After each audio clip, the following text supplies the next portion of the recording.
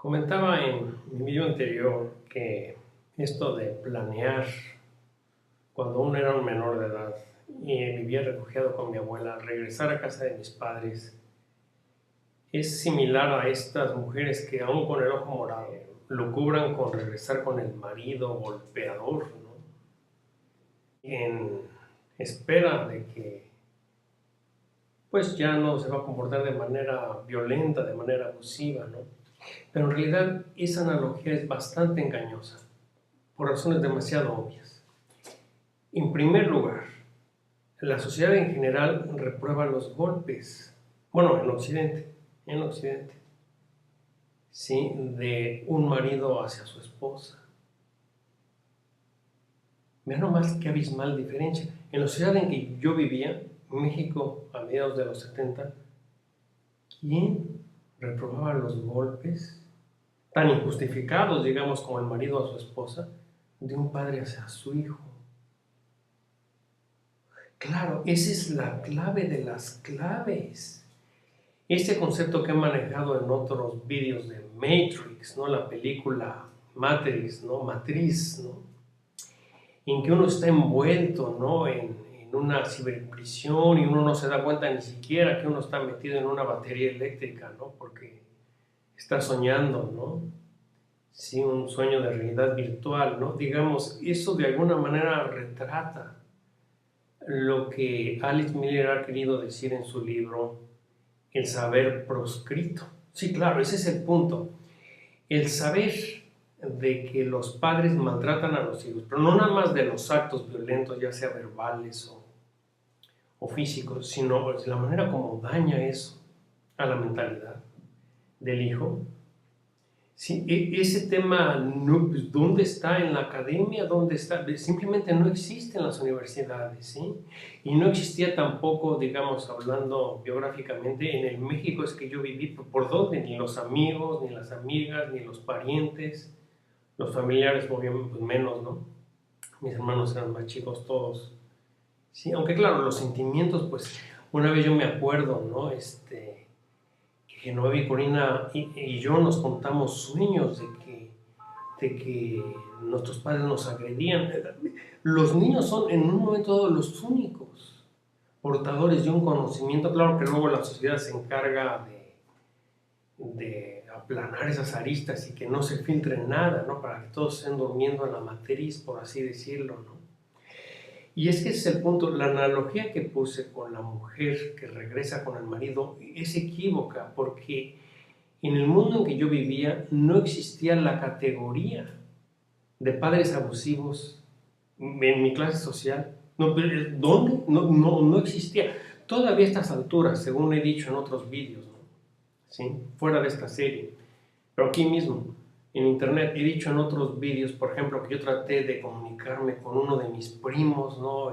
Conocido en México, ¿no? Bastante, Gerardo Tort, ¿no? El director de la película De la Calle, ¿no? Sí, y de otras películas, ¿no? Un individuo aparentemente súper liberal y esto. Cuando yo traté de comentar esto, fue recibido como un refrigerador absoluto, es decir, ni media palabra, y aunque le di mi libro en forma de manuscrito, ni media palabra. Y eso fue ya muchos años después de los años 70, ¿no? Nada más para que vean ustedes el nivel de disociación, de negaciones, como si realmente todos estuvieran durmiendo en esta matriz, ¿no? Incluyendo a los cineastas más, entre comillas, liberales y progresistas, y eso es un saber proscrito, como dice Alice Miller, ¿no? Entonces, esta analogía que yo puse de la mujer, ¿no? Que regresa con el exmarido golpeador es verdaderamente equívoca. En primer lugar, yo era, cuando regresé a casa de mis padres, un menor de edad, ¿sí? Y en segunda, la sociedad nunca se ponía de parte de los hijos golpeados. Simplemente ese tema no existe. Está fuera de las categorías, completamente fuera de las categorías, ¿no?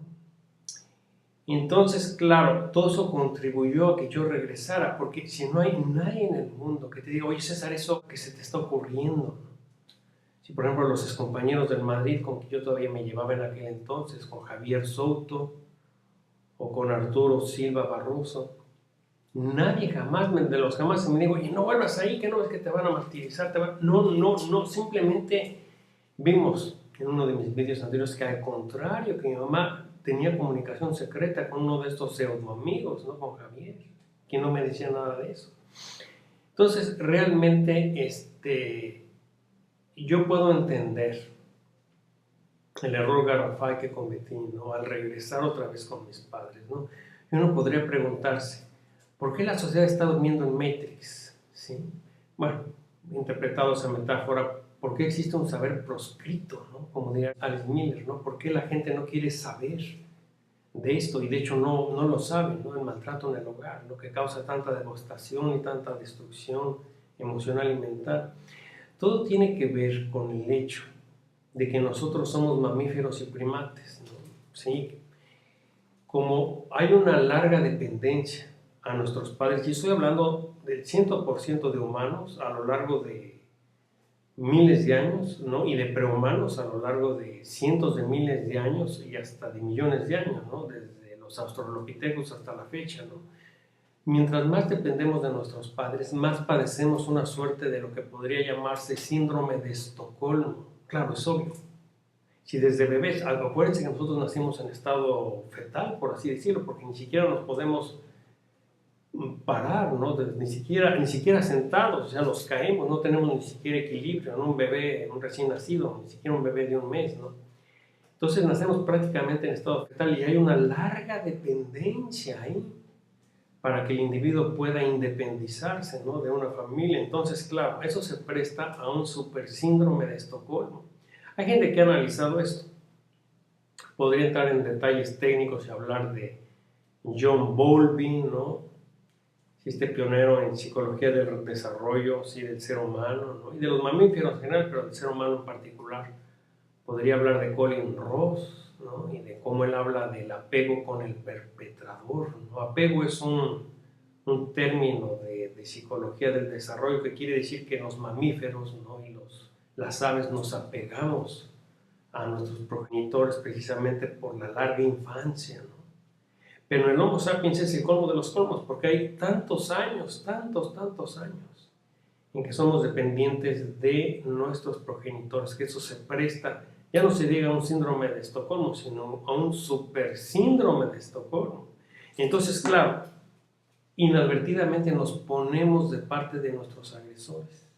Vemos al mundo con los ojos de nuestros agresores.